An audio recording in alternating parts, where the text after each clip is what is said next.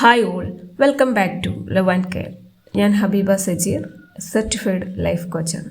ഞാൻ ഇന്ന് ഈ വീഡിയോ ചെയ്തിരിക്കുന്നത് സംസാര ശൈലി കൊണ്ടുണ്ടാകുന്ന പ്രശ്നങ്ങളെക്കുറിച്ച് സംസാരിക്കാനാണ്.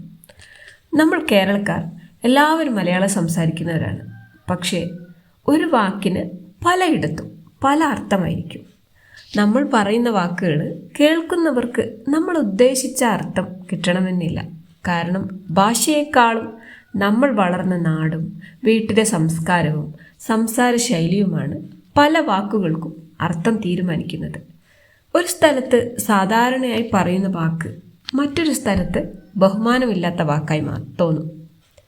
അപ്പോൾ പറഞ്ഞ ആൾ മോശമാണോ?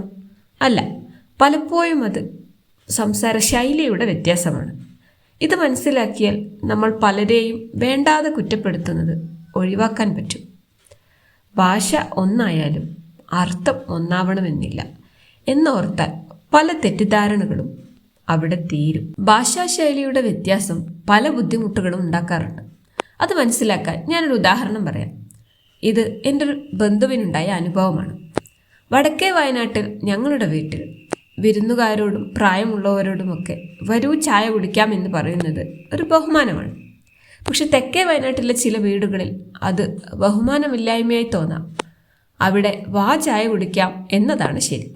അതേസമയം വടക്കേ വയനാട്ടിലെ ചില വീടുകളിൽ പ്രായമുള്ളവരോട് വാ എന്ന് പറയുന്നത് കൽപ്പിക്കുന്നത് പോലെ ബഹുമാനമില്ലായ്മയാണ്. ഇവിടെ ശ്രദ്ധിക്കേണ്ടത് എന്താണ്? ആളുകൾ മോശമായതുകൊണ്ടല്ല ഇങ്ങനെ തോന്നുന്നത്. അവർ വളർന്ന വീട്ടിലെ സംസാര ശൈലി കൊണ്ടാണ്. പക്ഷെ നമ്മൾ ഇതോർക്കാതെ വാക്ക് കേട്ട ഉടനെ ആളെ വിലയിരുത്തി കളയും. അതുപോലെ ഇങ്ങനെ രണ്ട് നാടുകളിൽ നിന്നുള്ളവർ വിവാഹം കഴിക്കുമ്പോഴാണ് കൂടുതൽ പ്രശ്നങ്ങൾ ഉണ്ടാകുന്നത്. സംസാര ശൈലിയുടെ വ്യത്യാസം നമുക്ക് അനുഭവങ്ങളിലൂടെ കൂടുതൽ മനസ്സിലാക്കാം. എൻ്റെ ബന്ധു ഇരിട്ടി ഭാഗത്ത് ഒരു ക്രിസ്ത്യൻ കല്യാണത്തിന് പോയി. അവിടെ സ്റ്റേജിൽ നിന്നൊരാൾ കടന്നു വരൂ എന്ന് വിളിച്ചു പറയുന്നുണ്ടായിരുന്നു.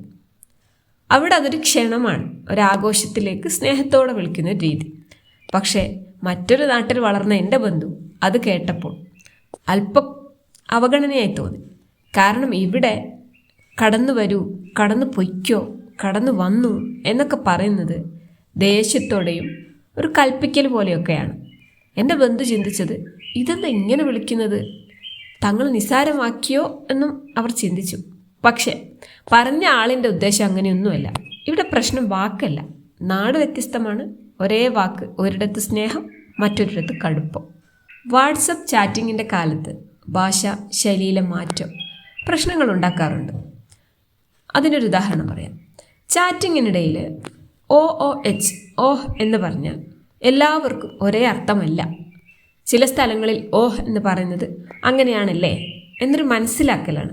പക്ഷെ ചില വീട്ടിൽ അതേ ഓഹിൻ്റെ അർത്ഥം പരിഹാസം പോലെ തോന്നും. ഹോ, നിങ്ങൾ വലിയ ആളാണ് അല്ലേ, വലിയ പുള്ളികളാണല്ലേ എന്നൊക്കെ പരിഹാസത്തിൻ്റെ സ്വരത്തിൽ പറയാനായി ഉപയോഗിക്കും. പറഞ്ഞ ആൾക്ക് പരിഹസിക്കാനുള്ള ഉദ്ദേശമില്ലായിരിക്കും, പക്ഷെ കേട്ടവന് വേദന തോന്നും. ഇവിടെയും പ്രശ്നം വാക്കിലല്ല, അത് പറഞ്ഞ ശബ്ദത്തിലാണ്. വാക്ക് ശരിയായാലും ശബ്ദം മാറിയാൽ അർത്ഥം മാറും. സംസാര ശൈലി കൊണ്ട് പ്രശ്നങ്ങൾ ഉണ്ടാകുന്നത് മനസ്സിലാക്കാൻ ശ്രമിച്ചാൽ ഒരു കാര്യം വ്യക്തമാണ്.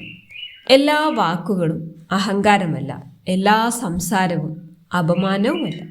നമ്മൾ വളർന്ന നാട്, വീട്, സംസാര ശൈലി ഇവയെല്ലാം നമ്മുടെ ഭാഷയെ ഷെയ്പ്പ് ചെയ്തതാണ്. പക്ഷെ നമ്മൾ ചെയ്യുന്നത് ഒരു വാക്ക് കേട്ട ഉടനെ ആളെ തന്നെ അങ്ങ് വിധിച്ചു കളയും. ഇവളിങ്ങനെയാണ്, ഇവന് മാനേഴ്സ് ഇല്ല എന്ന്.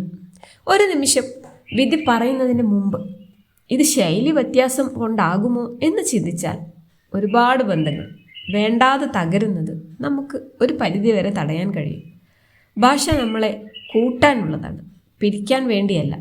നമ്മൾ അല്പം കൂടി മനസ്സിലാക്കാൻ ശ്രമിച്ചാൽ ഈ സെയിം ഭാഷ തന്നെ നമ്മളെ കൂടുതൽ അടുത്തേക്കും കൊണ്ടുവരും. ഒരു ചെറിയ കാര്യം ഓർമ്മപ്പെടുത്താം. സാധാരണയായി ശുദ്ധ മലയാളത്തിൽ നമ്മൾ എൻ്റെ, നിൻ്റെ എന്നൊക്കെ പറയാറുണ്ട്. പക്ഷെ ചില നാടുകളിൽ എൻ്റെ എന്നത് പറയുന്നതിന് പകരം ഇൻ്റെ ആയിരിക്കും പറയുക. അതുപോലെ നിൻ്റെ എന്ന് പറയുന്നതിന് പകരം അൻ്റെ എന്നും പറയും.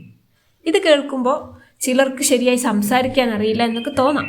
പക്ഷേ അത് തെറ്റായ ഭാഷയല്ല, അത് അവിടുത്തെ സംസാര ശൈലിയാണ്. അവർ അങ്ങനെ തന്നെയാണ് ചെറുപ്പം മുതൽ കേട്ടും പറഞ്ഞും വളർന്നത്. പക്ഷെ നമ്മൾ നമ്മുടെ ശൈലിയെ മാത്രം ശരിയെന്ന് കരുതി മറ്റുള്ളവരുടെ ഭാഷയെ കുറ്റം പറയുമ്പോൾ അവിടെയാണ് പ്രശ്നം തുടങ്ങുന്നത്. വാക്കു മാറിയതുകൊണ്ട് അർത്ഥം മാറുന്നുണ്ട്, എന്നാൽ ഉദ്ദേശം മാറുന്നില്ല. പറഞ്ഞ ആളുടെ ഉദ്ദേശം മനസ്സിലാക്കിയാൽ കാര്യം എളുപ്പമാകും.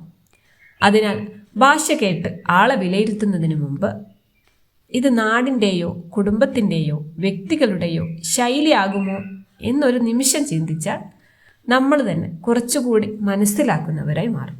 ഞങ്ങൾ നടത്തുന്ന ഓൺലൈൻ ലൈഫ് കോച്ചിങ്ങുകളെക്കുറിച്ച് കൂടുതൽ അറിയാൻ താല്പര്യമുണ്ടെങ്കിൽ ഡിസ്ക്രിപ്ഷനിലോ പിന്നീട് കമൻറ്റിലോ നൽകിയിരിക്കുന്ന നമ്പറിൽ വാട്സപ്പ് വഴി ഒരു മെസ്സേജ് അയക്കാം. ജനുവരി 11 മുതൽ ആരംഭിക്കുന്ന 3 ദിവസത്തെ സ്വയം സ്നേഹവും സ്വയം മനസ്സിലാക്കലും സംബന്ധിച്ച ഫ്രീ കോച്ചിങ് നടത്തുന്നുണ്ട്. താല്പര്യമുണ്ടെങ്കിൽ ജോയിൻ ചെയ്യാം.